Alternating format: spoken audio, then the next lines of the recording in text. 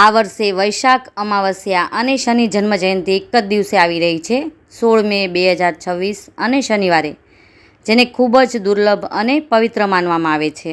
આ દિવસે ભારતભરના શનિ મંદિરોમાં ખૂબ જ ધામધૂમથી શનિ જન્મોત્સવ ઉજવવામાં આવે છે. કર્મફળદાતા સૂર્યપુત્ર છાયા માર્તંડ શનિદેવનો આજે જન્મદિવસ હોવાથી આજના શુભ દિવસે શનિદેવને પ્રસન્ન કરવા તેમની ઉપાસના અવશ્ય કરવી જોઈએ. શનિદેવની પૂજા હંમેશા સાંજના સમયે જ કરાય છે. કહેવાય છે કે સૂર્યોદય સમયે કરેલી પૂજા શનિદેવ સ્વીકારતા નથી. તેથી આ દિવસે શનિદેવની પૂજા માટેનો શુભ સમય છે સાંજે લગભગ 7:05 લઈને 8:23 સુધીનો.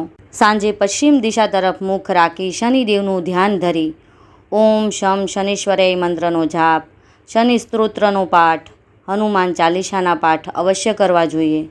ત્યારબાદ શનિ મંદિરે જઈ શનિદેવને સરસવનું તેલ, કાળા તલ અને નીલા કલરના ફૂલ અર્પણ કરી પીપળાના વૃક્ષ નીચે સરસવના તેલનો દીવો કરી 108 પરિક્રમા કરવાથી શનિદેવ અતિ પ્રસન્ન થાય છે અને ભક્તને શનિ દોષ, ઢૈયા અને સાડેસાતીમાંથી મુક્તિ આપે છે.